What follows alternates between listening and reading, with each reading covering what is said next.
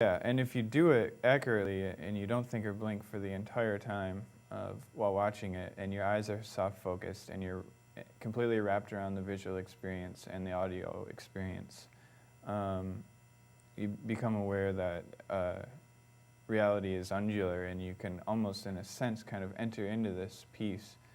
And I don't know, the Hindu Vedas have been trying to tell us that separation is an illusion and that reality isn't so concrete. So I think that's kind of what I'm getting at. Okay, to kind of eliminate some of these questions here that I had, you filmed fish from like almost a window that was built like right into a river, essentially, Yep. or some body of water where there's fish. Yep, that and a glass bottom boat, Okay, and then, essentially. oh, okay.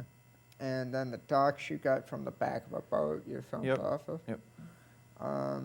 The waterfall going up, before you say how that was done, let me tell you, I went back and I watched The Wrong Man. I was given a copy of this DVD before today's show so I could kind of write up these questions. And, Okay.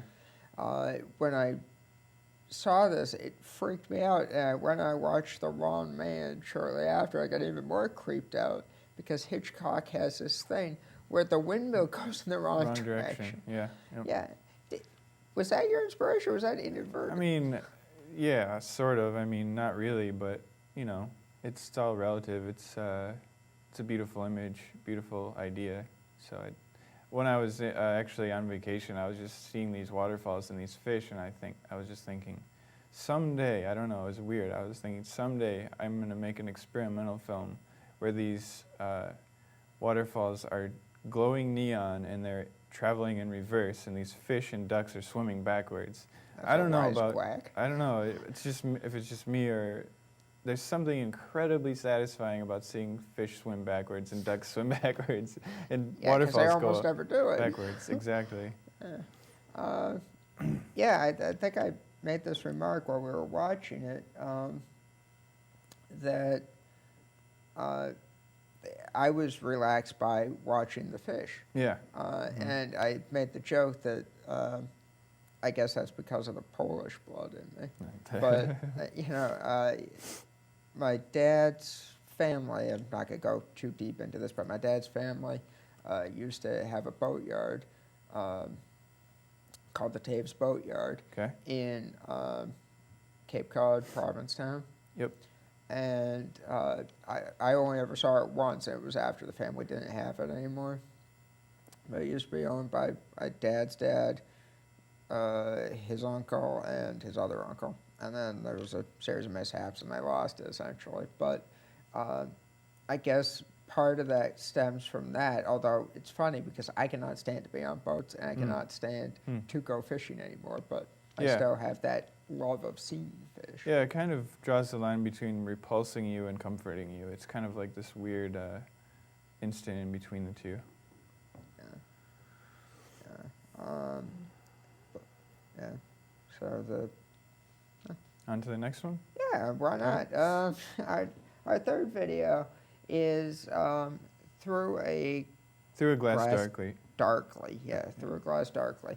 And is there any intro you want to do for this? Basically, it's just it was just one of the assignments, and I really needed to get a grade. We did a in-class project where we all made the soundtrack together, and then we had to create a film to it. And the power went out. At the time, the power went out, which it always happened at this particular apartment, but my partner and I were just sitting around. We lit a bunch of candles, and she was reading Thoreau out loud. And she was completely baffled by the fact that I was using technology at a time like that. Like, this is the perfect time to not use technology. We're always so immersed in it. And I was over filming things, filming the teaware and stuff like that. It's, hey, I need to get a grade, you know. And so you just went to hell with that and get the grade? I just was really focused in on the beauty of the images in candlelight and natural light, which I believe is one of our assignments. So it kind of worked out really well. Okay, I meant to ask you before, how is your partner doing? Well, she's singing opera still, Okay. doing very well at it. Are we at liberty to use her name, or would you rather? Yeah, Jane Snyder. Yep. Okay, Jane Snyder. Yeah, she's also a Burlington College student on and off, right? Yep. Yeah. She's a poet, multi-talented, but that's for another episode, I guess. Yeah, yeah. Well, maybe we can try to get her. Absolutely, that'd be great. She'd probably be into it. Okay, well, talk to her, see what she thinks, and if she has Super. any questions, she can contact me or Alan Nichols, and we'll go from there. And with that, let's take a look at this Through a Glass Darkly again with the TV.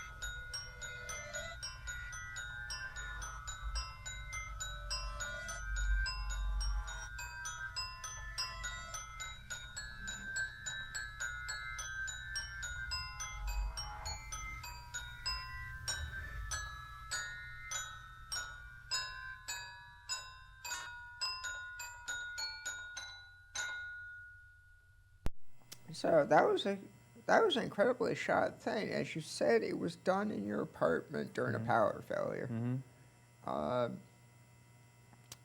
There's a great joke there, but I can't use it. Yeah, it was the use of technology when I probably should have just sat in the dark and experienced the wonderful. Silence of Yeah, all. absolutely. But there it is. Yeah, and the music you helped compose. Yeah, not really. I mean, I recorded it. My class played this track, and I wasn't a huge fan of it. It was just us drumming and making noise and sound. It was great, but I reversed it. I don't know, just to make it fit the image better. Mess with people's heads a little. Yeah, it was fun. Yeah. Now, all of these so far, and I believe the last one as well, you said that you did some sort of work on the music on. Hmm? And some of these you actually composed the music for, is that right? Yep. Okay. And how long did it take you to edit that piece that we just saw? Oh, I'd say a couple days of a couple 4-hour. 4 hour things, about 8 hours? About, probably. Maybe a little longer, but probably around there. You're lucky. When I'm editing stuff, it takes me 6 years. That's an exaggeration, but That's the beauty of experimental cinema. that's true. It's true. So I didn't really have too much for that. I mean, it was just very well done. It is what it is. What it is. It is what it is, exactly. It speaks for itself. We can move on to the next one if you like. So the next one is the fourth and last one on the disc. It's called Caught Up in a Mirror 2, so it's a sequel or part 2 to the first one that we saw. Yeah. Anything else we need to know about this, or should we just... Yeah, it's just, like I said, the experience, what I would think the experience of time travel might be like. It shows different images of matrices of the same image displayed over the screen, and kind of trying to illustrate multiple histories. And there's a little bit of my art in there. One of the first shots after the one where I'm kind of caught in the mirror. The first shot is me being caught in a mirror.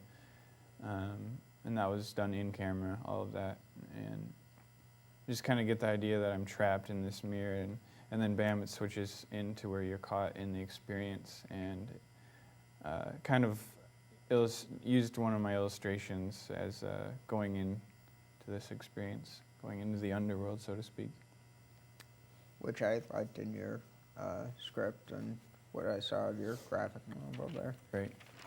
Okay, so let's take a look at our local TV screen again and take a look at this thing.